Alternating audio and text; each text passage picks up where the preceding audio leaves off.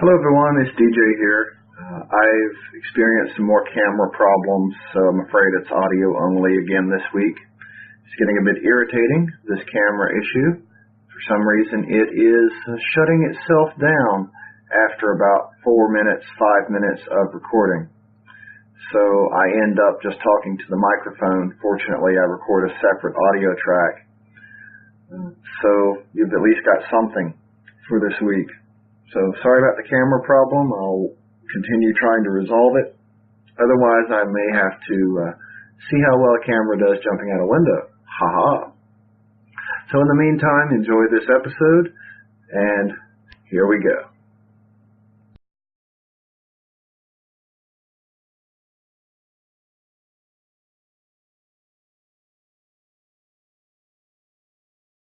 Hello everyone, it's DJ here. And once again, I'm going to try this without a written script. I've just got a couple of bullet point notes, and we'll see how this goes. So this week, I'd like to talk to you about a semi-retirement option. What if you don't want to drill anymore, but you still want to either have the flexibility to perform duty when you want, or just coast for a while and then maybe come back? Well, there is an option available to you. It's called the Individual Ready Reserve. This is a very good option for some people and not a good option for others. In fact, I'll give you a story about both as I go along. First, let me describe how it works, and then you can make a decision for yourself. So the Individual Ready Reserve is a non-drilling status which allows you to maintain a military status of a sort and offer the flexibility of coming back if you choose, but it's also a chance to rest, get yourself organized, all of those things that you didn't have time to do when you were either active duty or a drilling reservist. So what's the main advantage of it? Well, as I said a moment ago, flexibility. If you're a self-starting type individual, this is a good place to be because you can bounce around to different statuses as you choose, such as you still have the opportunity to drill and earn points. You still have the opportunity to go to annual training or go to schools. You can even compete for promotion. So there's a lot of things you can still do without having to sacrifice at least 1 weekend a month, if not more. You can choose when you perform duty and when you don't. Now, to help along with that, there is this program called the Individual Ready Reserve Affiliation Program, or IRR Affiliation Program. And of course, since we have to have acronyms, IAP. This is not an optional enrollment when anyone goes to the IRR, at least in the Army, and that's primarily from which I'm speaking, although each component has its own version of the IRR. But when you go to the IRR in the Army, you're enrolled in the affiliation program. And it's primarily a way for you to maintain communication with the military force. It's a way for documents to travel back and forth, information to travel back and forth. It's also a way to find ways to perform duty if you choose. This is not assigning you to a unit. It's not putting you in a drilling status. It's just affiliating, I keep using that word, affiliating you with the closest National Guard or Reserve unit. It's just a conduit for information, nothing more. If you choose to become part of that unit, that's a different matter entirely. So, what can you actually do? Or rather, let's start with what are you expected to do? Well, when you're in the IRR, there's not a whole lot expected of you. You're expected to maintain your contact information, be relatively healthy, and perform 1 day of muster duty every year muster duty is essentially a chance for the component to check you out. Normally it's for a physical fitness test, updating contact information, updating other critical documents, things like that. Typically things that can all be fixed in one day or less. And that is a paid status. In fact, when you're in the IRR itself, you cannot be paid. What normally happens is you are taken out of the IRR for the muster duty, placed into an actively drilling status for one day, and then when the muster is over, you're put back in the IRR. It's a big paper shuffle.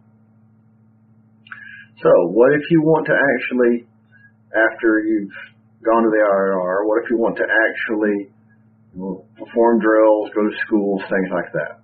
Well, that is an option, and in fact, you can be more active in the IRR than you were while drilling. You can find a unit and be attached to them. Basically, that means that you are taken out of the IRR again, put into another status, and attached to a drilling unit.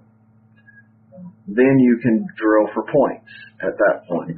You won't be paid for weekend drills unless you choose to switch over to, I'm talking National Guard Reserve here on the Army side.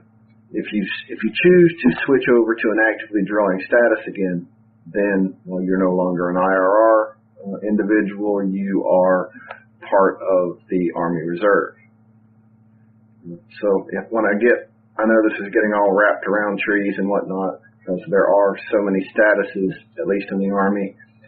So please forgive me for bouncing around like I am. Sometimes it's difficult to nail down just what type of status someone is and what you can do when in that status. Anyway, so let's say that you are attached to a unit and you can drill for points. Well, just because you can't get paid for that doesn't mean you don't benefit from it. Obviously, in this game, points equal money, and the more points you have, the more points available to you when you hit retirement age.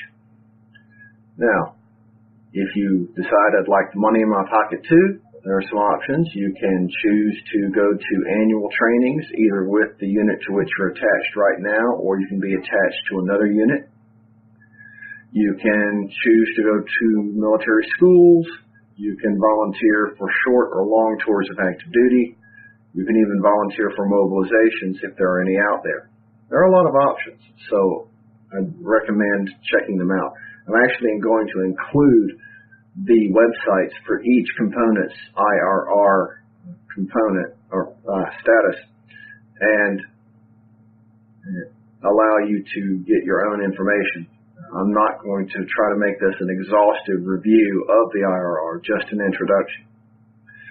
There are some handbooks that I'm including. One in particular is a little bit dated. It's the Army Reserve's version of an IRR handbook. It's very good information. I do recommend reading it. Just keep in mind that the correspondence course option and what was the other one? The annual training option is not available right now due to budget constraints. Well, back up. Strike that.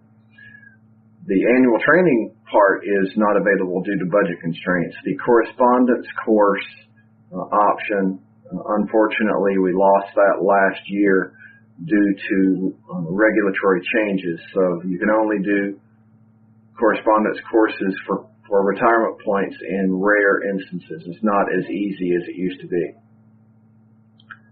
So other than that, excellent material in that handbook. I do recommend reading it, and there will be links in the show notes below for you to access that information.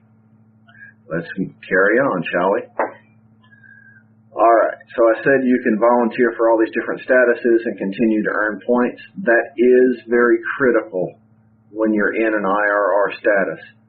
If you are enlisted particularly, you are expected to maintain at least 50 points per year. Otherwise, you can be involuntarily separated from the IRR. If you're an officer, you're allowed to hang out a bit longer. Sometimes, well, actually not even sometimes, you're allowed to hang out a bit longer until you either resign your commission, finish your military service obligation, etc. Normally, I've seen officers are able to hang out there a whole lot longer, but everyone has their pros and cons. So, if you do not maintain 50 points, here's the story I mentioned. If you do not maintain 50 points per year, you can be involuntarily separated. I have a neighbor who chose to go to the IRR thinking it would be a good deal for him, and I had actually advised it. Maybe I should slap myself for that. I said, if you're a self-starter, this is a good way to go. Unfortunately, he turned out not to be a self-starter. After almost 2 years, he had not performed any drill duty at all, and was surprised when he got a separation order in the mail telling him he was no longer in a military component. Now, sadly, what this means is it's affected his retirement pay in the future. So if he doesn't get this fixed somehow, then his retirement pay, when it comes along in another few years, will be based on the year he was separated, not the year he actually becomes eligible for it. There's about an 8-year difference between the two. So that could mean a substantial dip in his retirement pay. Now, he was eligible for a 20-year letter. In fact, he had 30 years of service at that point. So he could have been transferred to the retired reserve, but the way the Army Human Resources Command operates, if you don't specifically ask, they will not just put you there, they'll just separate you. So that's a word of warning for some of you folks out there. Unlike the National Guard or the Army Reserve or any of the other reserve components, you don't always have a dedicated full-time staff there to assist you. So you've got to manage many aspects of your career yourself, including whether or not you still have a military status at all. So you've got to be careful here. If you're not going to maintain activity, which actually is required once you get a 20-year letter, you either maintain 50 points a year or go to the retired reserve, but that's your option. If you're not going to maintain activity, then please transfer to the retired reserve. Don't do the IRR. But if you are a self-starter, as I mentioned, this is possibly a good idea. So let's explore some other options that are available while you're in a ready reserve status, an individual ready reserve status. In fact, since I mentioned ready reserve, let me define that term for you. There is ready reserve, which is a drilling status of some sort. And then there's inactive status.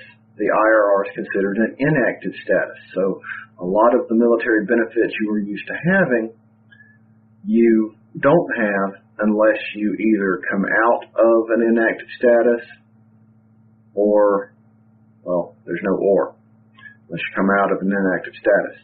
But I'll explain that for a few of these other benefits as we go. So let's look at those. You do still have an ID card while you are in an IRR status. It's not the common access card that you're used to having. It's, in fact, for those of you who were regular Army back in the 80s and 90s, it looks just like that. It's the green plastic ID card or laminated ID card that we used to have back then. That is now the individual ready reserve card.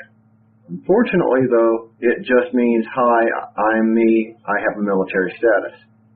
It does not mean that you have certain benefits. One of those that we're used to having is Service Members Group Life Insurance. You do not have that while you're in an IRR status. Now, there is a slight difference here. There is IRR, and then there's IRR attached to units. If you are attached to a unit, and still a member of the IRR, then you'll get a semi-annual statement from SGLI for your premiums. Yes, you still have to pay for it. If you are in a pure IRR status, then you're not eligible for SGLI, and you'll have to find insurance elsewhere. Another big one is TRICARE. TRICARE you definitely do not have while you're in an IRR status. Now, if you volunteer for active duty greater than 30 days, you'll have TRICARE during that time. Or if you transfer back to a drilling status, like the individual mobilization augmentee or a troop program unit, again, these are Army terms, and they simply mean a drilling status of some sort. If you are in one of these statuses, then you have the option to purchase TRICARE Reserve Select. And again, if you go active duty for a short or long tour, you have TRICARE coverage during that time, and your family as well. I'm almost done here, don't worry. One thing I skipped over in my notes was some of the other statuses, some of the other drilling statuses that are available to you. There are actually quite a few in the Army Reserve. There's the Individual Ready Reserve, there's Individual Ready Reserve attached to units, there's Individual Mobilization Augmentee, which is like IRR. Then there's the Drilling Individual Mobilization Augmentee. In fact, I put a handbook for those guys in the show notes as well. You've also got Troop Program Unit. In the National Guard, we call that MDay. It just means a drilling soldier. Don't worry about the terminology. All of them just mean drilling or non-drilling soldier. Service member, I should say that. This is a joint channel, so I should not say soldier when I'm talking to airmen and Marines and Coast Guard members, so sorry for that slip. All right. Anyway, to sum all this up, if you are not wanting to be an actively drilling soldier anymore, and you are a self-starting type individual, you just need a break, I do recommend the IRR as an option for you. But if you are not the self-starter type, know yourself. If you're not the self-starter type, this is a potentially hazardous might be an exaggerated term to use, but it could be a detrimental status for you if you're not a self-starter. So if you are not of that type and you're eligible for transfer to the retired reserve, that might be the way for you to go. And if you aren't sure which status applies to you, then drop me an email, drop a comment in the comment section, and maybe we can figure it out. But overall, I think this is a good opportunity for people, and it has certainly paid off for some, I know. In fact, one other story, I said I'd give you a pro and a con. I have knowledge of several at this point, individuals who went to the IRR and actually found units to which they could be attached. Eventually, they changed over to an actively drilling status, a troop program unit status, got promoted, earned hundreds of additional retirement points, and as a result of that and the promotion, significantly increased their retired pay. In fact, here's one that really surprised me when I saw it. There was one individual who was a staff sergeant, or a pay grade of E6. For those civilians out there, that's mid-level of the enlisted grades, of the sergeant grades. And he switched over to the Army Reserve, and now this is after being non-retained by a selection board, so he could not come back to the National Guard at all. But he switched over to the Army Reserve, commissioned as an Army nurse, and again, for you civilians out there, commissioning means he became an officer, and he eventually reached the rank of Lieutenant Colonel, or 05, and that is, as much as 05s might not like to hear it, that's mid-level in the officer ranks. mid to high mid-level, we'll say that. They're not general officers yet, but they're certainly pretty senior as far as most officer ranks go. So this person did extremely well for himself. He almost tripled his retired pay as a result of changing statuses and, of course, changing his rank class. So bravo to him for that additional work and essentially having a career after he left his first military career. He started a second and did even better for himself in the end. So that was a rather interesting thing to see. And that was just the first one I saw. I have since then seen several people who have done that. And this just shows the potential if you're one who can continue to drive yourself beyond just getting up for drill every other month. Or I almost said every other weekend, which is what it's been for me lately. Excuse me. If you're a self-starter, this can be great. If you're not, you might want to consider something else. Well, enough of my repeating that over and over. I think I've harped on it enough for one day. If you have questions, please let me know. Post them in the comments section or drop me an email, and I'll be sure to answer them for you. As always, I thank you for being part of this audience. I thank you for your service, and I hope you have a great day.